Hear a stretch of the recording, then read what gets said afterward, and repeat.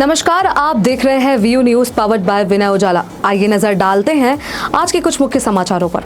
NSUI ने मुख्यमंत्री और शिक्षा मंत्री को सौंपा ज्ञापन। सीएम मोहन यादव से मिले थल सेना प्रमुख, भेंट की प्रतिकृति। विजयवर्गीय बोले, बर्थडे पर पोस्टर नहीं, करे गौ सेवा। सुप्रीम कोर्ट में वक्फ कानून पर सुनवाई, अगली तारीख 5 मई। पुलिस को मिलेंगे 3000 वायरलेस सेट, अब मिलेगी live location. Air hostess Harshita की कार नहर में गिरी, दर्दनाक मौत। गुरु अर्जन देव का प्रकाश पर्व, नगर कीर्तन में उमड़ी संगत। भोपाल में कुछ तो बोल फिल्म का पोस्टर हुआ लॉन्च। एनएसयूआई ने मुख्यमंत्री और शिक्षा मंत्री को सौंपा ज्ञापन। मध्य प्रदेश में 211 स्कूल बिना स्थायी भवन के चल रहे हैं। एनएसयूआई ने आरोप लगाया कि कई स्कूल अस्थायी भवनों या झोपड़ियों में संचालित हो रहे हैं। मुख्यमंत्री व शिक्षा मंत्री को एनएसयूआई ने सौंपा ज्ञापन। मध्य प्रदेश की शिक्षा व्यवस्था पर सवाल खड़े करते हुए एनएसयूआई ने मुख्यमंत्री और स्कूल शिक्षा मंत्री को ज्ञापन सौंपा है। एनएसयूआई के राष्ट्रीय प्रवक्ता विराज यादव ने दावा किया कि प्रदेश में 211 नहीं बल्कि इससे कहीं अधिक स्कूल बिना पक्के भवनों के संचालित हो रहे हैं। कई स्कूल पेड़ों के नीचे, झोपड़ियों या सामुदायिक भवनों में चल रहे हैं। उन्होंने आरोप लगाया कि सरकार रिकॉर्ड में हेरफेर कर जर्जर या अनुपयुक्त ढांचों को भवन दिखा रही है। एनएसयूआई ने इसे आंकड़ों की बाजीगरी करार दिया। आज हमने मुख्यमंत्री जी एवं स्कूल शिक्षा मंत्री जी के नाम ज्ञापन सौंपकर ये मांग की है कि प्रदेश में कुछ ऐसे 200 से अधिक स्कूल हैं जो कि बिना भवन के संचालित हो रहे हैं। कुछ स्कूल पेड़ों के नीचे तो कुछ स्कूल झोपड़ियों के नीचे संचालित हो रहे हैं। ये मुख्यमंत्री जी की नाकामी को दर्शाता है। मुख्यमंत्री जी के गृह जिला में खुद स्वयं 14 स्कूल है जिनके पास भवन नहीं है। ये डॉक्यूमेंट में तो रजिस्ट्रेशन है इनका कि यहाँ पे भवन है, स्कूल संचालित हो रहे हैं, लेकिन जब वहाँ जाके स्कूल की हालत देखी जाए तो स्कूल इस घटिया कंडीशन में मिलेंगे आपको कि वहाँ पे छात्रों का बैठना मुश्किल है। इसको लेके वहाँ के ग्रामीणों ने, स्कूल के विभाग ने और अधिकों ने कंप्लेन करी, पर इस पर अभी तक कोई निर्णय नहीं लिया गया है। एनएसयूआई ने 30 दिन का अल्टीमेटम देते हुए सरकार को ये चेतावनी दी है कि अगर 30 दिन के भीतर ये समस्या को सुलझा नहीं गया तो साथ ही साथ पूरे प्रदेश भर में एनएसयूआई उग्र आंदोलन करेगी। धन्यवाद। विराज यादव, एनएसयूआई राष्ट्रीय प्रवक्ता। जनरल उपेंद्र द्विवेदी ने सीएम से मुलाकात की और राधा कृष्ण की मूर्ति भेंट की। अन्य वरिष्ठ अधिकारी भी साथ थे। मुख्यमंत्री डॉक्टर मोहन यादव से थल सेना प्रमुख जनरल उपेंद्र द्विवेदी ने मुख्यमंत्री निवास स्थित समत्व भवन में सौजन्य भेंट की। मुख्यमंत्री डॉक्टर यादव ने पुष्प गुच्छ, अंग वस्त्रम और राजा भोज की मूर्ति भेंट कर थल सेना प्रमुख श्री द्विवेदी का स्वागत किया। मुख्यमंत्री डॉक्टर यादव को श्री द्विवेदी ने मणिपुरी शैली में निर्मित राधा कृष्ण की प्रकृति भेंट की। लेफ्टिनेंट जनरल पीपी सिंह तथा मेजर जनरल सुमित साथ थे। विजयवर्गीय बोले, बर्थडे पर पोस्टर नहीं, करे गौ सेवा। मंत्री विजयवर्गीय ने कार्यकर्ताओं से अपील की कि 30 अप्रैल को उनके जन्मदिन पर पोस्टर नहीं लगाएं बल्कि गौशाला में सेवा करें और सफाई पर ध्यान दें। मंत्री विजयवर्गीय की अपील, जन्मदिन पर पोस्टर नहीं, करे गौ सेवा। नगरीय विकास मंत्री कैलाश विजयवर्गीय ने 30 अप्रैल को अपने जन्मदिन पर कार्यकर्ताओं और शुभचिंतकों से भावुक अपील की है। उन्होंने कहा कि शहर में पोस्टर बैनर लगाने की बजाय गौ सेवा करें। वीडियो संदेश में उन्होंने कहा, आप सभी मेरे हृदय में हैं, दीवारों पर तस्वीरों की जरूरत नहीं। उन्होंने इंदौर की विभिन्न गौशालाओं में दान करने का आग्रह किया और कहा कि ये अधिक पुण्य का कार्य होगा। विजयवर्गीय ने स्वच्छता का भी संदेश देते हुए कहा कि पोस्टर बैनर से शहर की सुंदरता बिगड़ती है, इसे मिलकर बचाना चाहिए। उनकी ये अपील सामाजिक और पर्यावरण जिम्मेदारी का प्रतीक मानी जा रही है। नमस्कार, कैलाश विजयवर्गीय निवेदन कर रहा हूं मैं। तिथि से 30 अप्रैल को मेरा जन्मदिन है। मैं देख रहा हूं कि अभी से लोगों ने पोस्टर लगाना चालू कर दिया। मैं हाथ जोड़ से निवेदन करना चाहता हूं, कोई भी कार्यकर्ता, शुभचिंतक शहर में पोस्टर नहीं लगाए। मेरा हाथ जोड़ से निवेदन है। और जो पैसा आपको खर्च करना हो किसी गौशाला में दे दें, किसी भी गौशाला में दे दें। पितृपर्वत की गौशाला है, श्री श्री विद्याधाम की गौशाला है, मित्तल साहब के यहाँ साईं बाबा मंदिर है, वहाँ गौशाला में दे दें। पर ये पैसा फ्लेक्स से लगाकर बर्बाद नहीं करें, उससे शहर भी गंदा दिखाई देता है। मैं विशेष निवेदन कर रहा हूँ आपसे, क्योंकि शहर को स्वच्छ रखना हमारा दायित्व है। और इसलिए सब कार्यकर्ताओं से निवेदन है कि आप तो मेरे दिल में बसते हैं, इसलिए क्या ज़रूरत दीवार पे पोस्टर और फोटो लगाने की। मैं आप सबको करबद्ध प्रार्थना कर रहा हूँ। मुझे विश्वास है कि आप मेरा निवेदन मानेंगे और कोई होर्डिंग्स वगैरह, पोस्टर्स वगैरह शहर पर नहीं लगाएंगे और गौशाला में दान करेंगे। जय श्री राम। सुप्रीम कोर्ट में वक्फ कानून पर सुनवाई, अगली तारीख 5 मई। सुप्रीम कोर्ट ने केंद्र सरकार से 7 दिन में जवाब मांगा। एमपी वक्फ बोर्ड अध्यक्ष ने कोर्ट के रुख का स्वागत किया। वक्फ कानून पर सुप्रीम कोर्ट की सुनवाई, वक्फ बोर्ड अध्यक्ष की प्रतिक्रिया। सुप्रीम कोर्ट ने वक्फ संशोधन अधिनियम 2025 पर दायर याचिकाओं पर गुरुवार को सुनवाई की। कोर्ट ने केंद्र सरकार को जवाब दाखिल करने के लिए 7 दिन का समय दिया है और अगली सुनवाई 5 मई तय की। सरकार ने आश्वासन दिया कि तब तक किसी वक्फ संपत्ति को गैर अधिसूचित नहीं किया जाएगा। इस पर मध्य प्रदेश वक्फ बोर्ड के अध्यक्ष डॉक्टर सनवर पटेल ने कहा, न्यायपालिका लोकतंत्र का अहम स्तंभ है, सरकार कोर्ट के आदेश का पालन करेगी। उन्होंने कांग्रेस पर निशाना साधते हुए कहा कि कांग्रेस ने हमेशा भ्रम फैलाया है, लोकतंत्र में सबको अपनी बात कहने का अधिकार है। देखिए, लोकतंत्र के 4 स्तंभों में से न्यायालय एक बड़ा स्तंभ है, इसमें कहीं कोई मनाही नहीं है।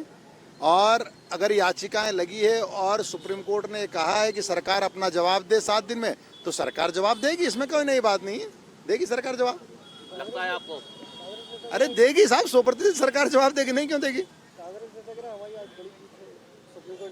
अब देखिए कांग्रेस ने तो लगातार लोगों को भ्रम में रखने का काम किया है, कांग्रेस ने लगातार लोगों को डराने का काम किया है। अब कांग्रेस इस प्रकार से बात कर रही है कि साहब उनको बड़ी जीत मिली है, अब ये उनका सोच है। मैं तो कह रहा हूँ कि ये न्यायालयीन प्रक्रिया है, न्यायालयीन प्रक्रिया के तहत और हमारे देश में सबको सुनने का अधिकार है, सबको अपनी बात रखने का अधिकार है। देश के संविधान में न्यायिक प्रक्रिया है और न्यायिक प्रक्रिया में सबको अपनी बात रखने का अधिकार है। बात रखी है, कोर्ट सुनेगा और कोर्ट सुनकर दोनों पक्षों की बात जांचेगा और दोनों पक्षों की बात जांचने के बाद निर्णय देगा। ये न्यायालयीन प्रक्रिया है, इसमें कोई नई बात नहीं है। पुलिस को मिलेगी 3000 वायरलेस सेट, अब मिलेगी लाइव लोकेशन। भोपाल पुलिस के पुराने सेट बदले जाएंगे। नए सिस्टम से लोकेशन ट्रैकिंग जो है वो आसान होगी और सिग्नल भी क्लियर होंगे। भोपाल पुलिस के वायरलेस सिस्टम में बड़ा बदलाव, 24 साल पुराने सेट होंगे रिटायर। भोपाल पुलिस जल्द ही 24 साल पुराने वायरलेस सेट को हटाकर नए डिजिटल ट्रैकिंग सिस्टम से लैस होगी।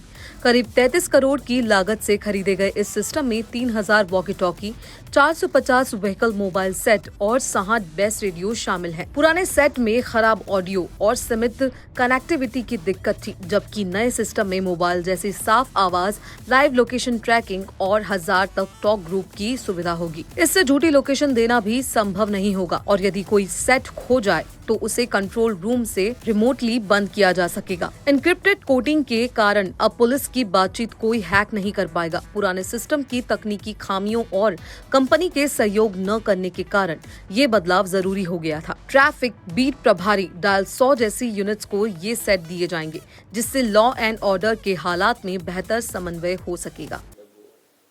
जो ऑब्सोलीट हो गए थे हमारे जो मोटरोला के जो पुराने सेट्स थे, और वो टेक्नोलॉजी भी ऑब्सोलीट हो गई। अब नवीन टेक्नोलॉजी से लैस आपको जो टेक्नोलॉजी उसके अब नए सेट्स हमारे पास आ रहे हैं।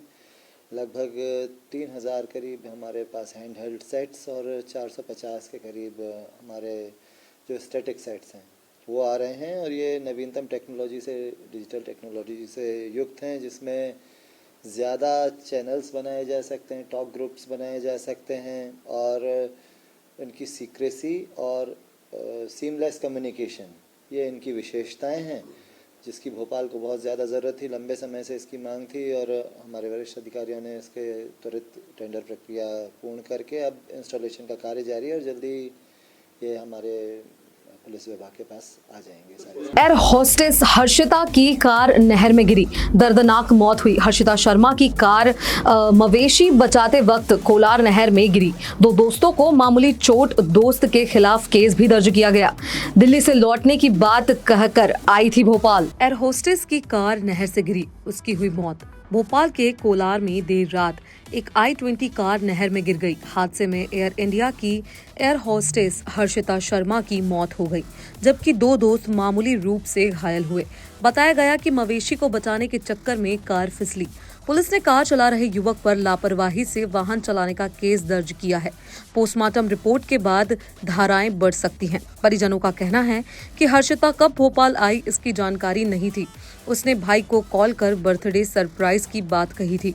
गुरुवार रात व्हाट्सएप पर आखिरी बात दिल्ली जाने को लेकर हुई थी। शुक्रवार सुबह इलाज के दौरान हर्षिता की मौत हो गई। गुरु अर्जन देव का प्रकाश पर्व नगर कीर्तन में उमड़ी संगत। विष्णुपुरी से गुरुद्वारे तक निकाला गया है नगर कीर्तन। फूलों की वर्षा और सेवा स्टॉल्स ने बढ़ाई शोभा। सिखों के 5वें गुरु श्री गुरु अर्जन देव जी का प्रकाश पर्व श्रद्धा और उत्साह के साथ मनाया जा रहा है।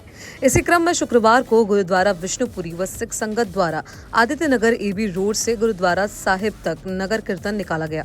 19 अप्रैल को प्रभात फेरियों का स्वागत किया जाएगा। वहीं रात को और 20 अप्रैल की सुबह विशेष कीर्तन दरबार व कथा समागम के बाद गुरु का अटूट लंगर होगा। आज के नगर कीर्तन में भारी संख्या में संगत ने भाग लिया। जगह जगह मंचों से फूलों की वर्षा हुई और श्रद्धालुओं ने स्टॉल लगाकर सेवा की। सिख एसोसिएशन ऑफ इंदौर के अध्यक्ष सचप्रीत सिंह सच सलूजा ने बताया कि संख्या द्वारा इटालियन पास्ता का लंगर लगाया गया और संगत की सेवा की गई। भोपाल में कुछ तो बोल फिल्म का पोस्टर हुआ लॉन्च। फिल्म के पोस्टर का विमोचन पुलिस कमिश्नर हरिनारायण चारी ने किया। ये फिल्म बच्चों में गुड और बैड टच की समझ बढ़ाती है।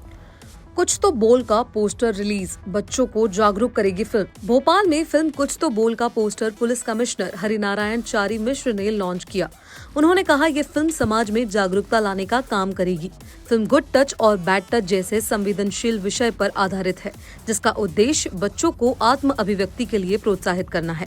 मुख्य भूमिकाओं में दीपिका चिखलिया, रुशाद राणा, युक्ति कपूर और अनुष्का दुबे नजर आएंगे।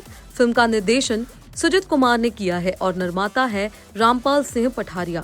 इस मौके पर लेखक डॉक्टर जीवन एस रजक, गायक डॉक्टर विजय सक्सेना, सह निर्माता कृष्णा घाड़गे और MK आर्ट्स की टीम मौजूद रही। फिल्म की रिलीज डेट जल्द घोषित की जाएगी। कुछ ऐसे ज्वलंत मुद्दे होते हैं जिसको लेकर के समाज का हर तबका अपनी तरफ से जितनी कोशिश हो सकती है उस मुद्दे पर लोगों को जागरूक करने की कोशिश करता है। पिछले दिनों बच्चों को लेकर के, बच्चों की सुरक्षा को लेकर के पुलिस ने अपनी तरफ से लगातार कोशिशें की है। उसमें खासतौर पे आज डॉक्टर विजय सक्सेना जी, उनकी पूरी टीम के द्वारा एक कुछ तो बोल नामक एक लघु फिल्म जो 30 मिनट की है, इसका उन्होंने ला करके बताया। इसमें खासतौर पर बच्चों को अवेयर करने के लिए, उनके पेरेंट्स को अवेयर करने के लिए, एक जागरूक करने के लिए उन्होंने 30 मिनट की एक लघु फिल्म तैयार की है। इसमें खास बात यह है कि हम जानते हैं कि कई बार ऐसी घटनाएं होती हैं जो बच्चों से जुड़ी होती हैं और बच्चे चूँकि अबोध होते हैं, उन्हें पता नहीं होता। इसमें 95% से ज़्यादा जो घटनाएं होती हैं उनके परिजनों या आसपास के ऐसे करीबी लोगों के द्वारा होती हैं जो पहले हम उनका आभास भी नहीं होता, ना उसकी हम कल्पना कर पाते हैं। तो ख़ासतौर पे इस मुद्दे पर उन्होंने बताया कि कुछ तो बोल नाम की जो लघु कथा है, लघु फिल्म है, उसका उन्होंने आज विमोचन किया है। खासतौर पे इसमें कोशिश करता हूँ कि इस तरह के सामाजिक अर्थपूर्ण ऐसी फिल्में जिसमें लोगों में, बच्चों में, परिवार में और समाज में जागरूकता है, निश्चित तौर पे आनी चाहिए और मैंने उसके लिए उन्हें बधाई दी। ऐसी खास खबरों के लिए बने रहिए हमारे साथ द व्यू न्यूज पर, पावर्ड बाय विनय उजाला।